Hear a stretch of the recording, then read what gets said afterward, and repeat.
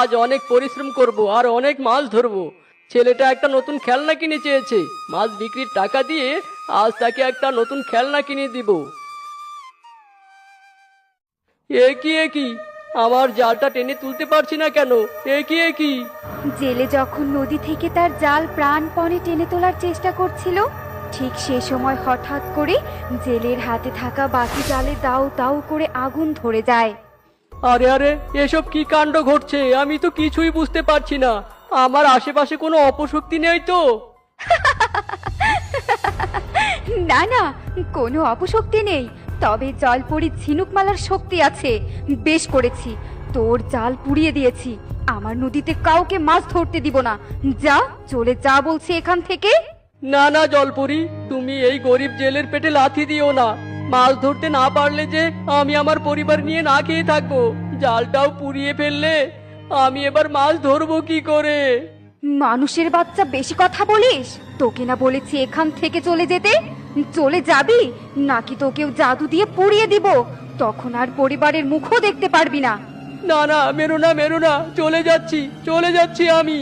এ কথা বলে জেলে সেখান থেকে চলে যায়। আর ঝিনুকমালা বলে ওঠে, ওই তো, ওই তো নদীর পাড়ের গাছে একটা পাখির বাসা দেখা যাচ্ছে। ওই বাসায় দুটো ডিমও দেখতে পাচ্ছি।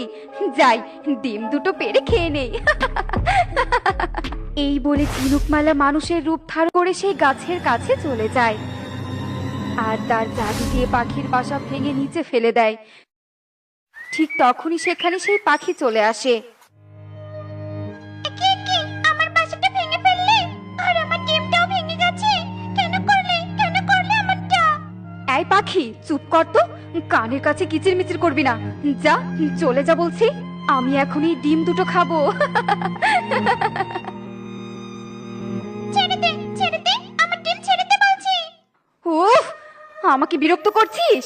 দাঁড়া, তোদের সব পাখিদের আমি কি নাজেহাল অবস্থা করি দেখ এবার।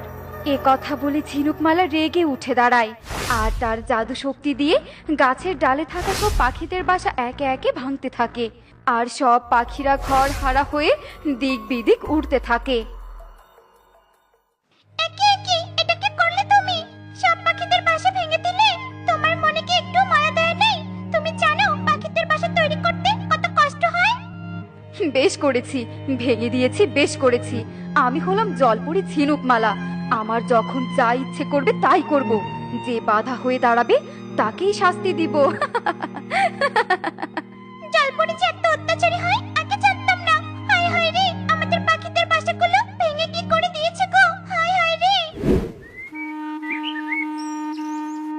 বাহ, কি সুন্দর দুই তিনটে লাল আপেল ঝুলে আছে। দেখেই কেমন খেতে ইচ্ছে করছে। যাই, সব আপেল পেড়ে নিয়ে খেয়ে ফেলি। এ কথা বলে ঝিনুকমালা মাটি থেকে ঢিল তুলে নিয়ে আপেল গাছের দিকে ছুটতে থাকে। আর ঢিলের আঘাত পেয়ে আপেল গাছে চোখ মুখ ফুটে ওঠে। আমাকে ঢিল ছোড়ো না, আমার যে বড্ড লাগছে। বৃদ্ধা হয়ে গেছি, বেশি আঘাত সহ্য করতে পারি না। এই বৃদ্ধা বয়সে গাছে দুই তিনটে আপেল আছে, দয়া করে সেইগুলোকে ছিঁড়ো না। অন্য ফলের গাছ থেকে ফল পেড়ে খাও। চুপ কর মূর্খ গাছ, তোর সাহস হয় কি করে আমাকে নিষেধ করার? জানিস তুই আমি কে? আমি হলাম জলপরি ঝিনুকমালা। দেখ তোর কি দশা করি।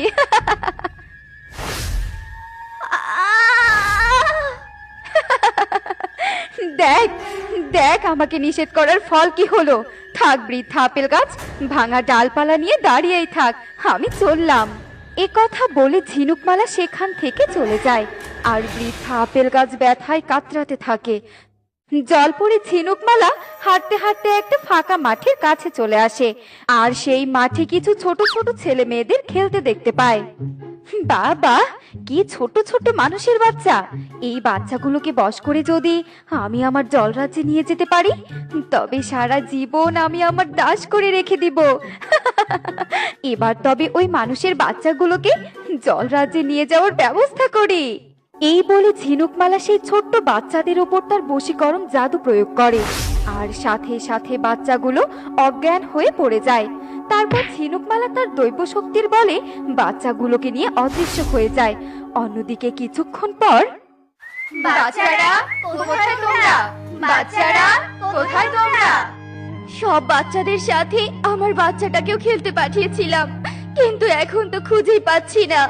আমার বাচ্চাটাকে বুঝি হারিয়ে ফেললাম গো, হারিয়ে ফেললাম। কেঁদো না বৌদি, কেঁদো না, আমরা সবাই আমাদের বাচ্চাদের ঠিক খুঁজে পাবো। চলো চলো একটু সামনে এগিয়ে দেখি। এরপর সবাই হাঁটতে হাঁটতে বনের আরো কিছু দূরে চলে যায়।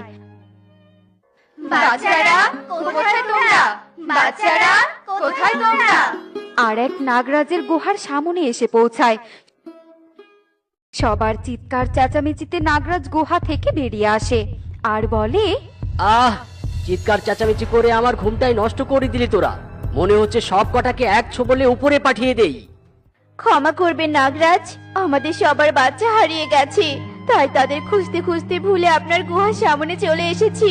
বাচ্চাদের কোথাও খুঁজে পাচ্ছি না, কোথাও না। এ কথা শুনে নাগরাজের মনে বড্ড মায়া হয়, আর নাগরাজ সবাইকে আশ্বস্ত করে বলে, আহারে, তোমাদের বাচ্চা হারিয়ে গেছে? দাঁড়াও দাঁড়াও, আমার দৈব আয়না দিয়ে তোমাদের বাচ্চা খুঁজতে সাহায্য করছি।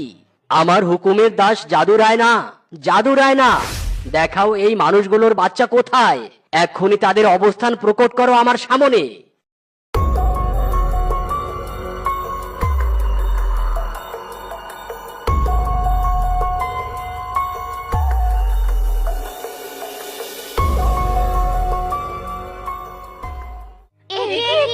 আমাদের বাচ্চাদের ওই জলপরি ঝিনুকমালা ধরে নিয়ে গেছে।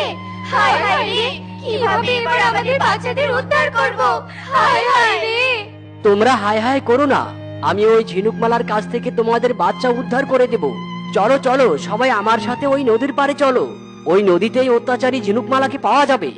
নাগরাজের কথা শুনে সবাই নাগরাজের পিছু পিছু যেতে থাকে। আর যখন নদীতে পৌঁছায়, ঠিক তখনই নাগরাজ নদীর জলে তার বিষাক্ত বিষ ছুঁড়ে মারে। আর নদীর জলে বিষ পড়ার সাথে সাথে জল নীল হয়ে টকবক করে ফুটতে থাকে।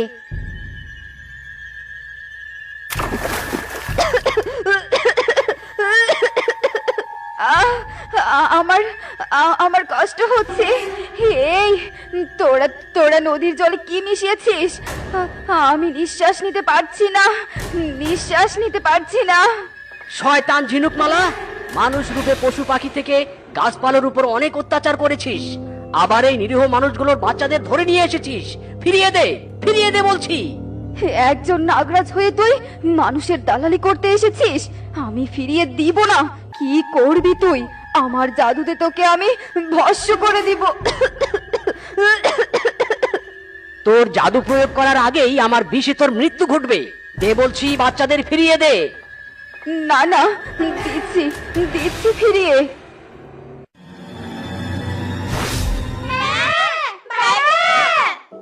নাগরাজ, আপনার জন্য আমাদের বাচ্চাদের খুঁজে পেলাম। হ্যাঁ, সবাই বলো, সবাই বলো, জয় নাগরাজের জয়, জয় নাগরাজের জয়। নাগরাজ, তোকে আমি ছাড়বো না। তোর ক্ষতি আজ নয়তো কাল আমি করেই ছাড়বো। তুই আমার কি ক্ষতি করবি?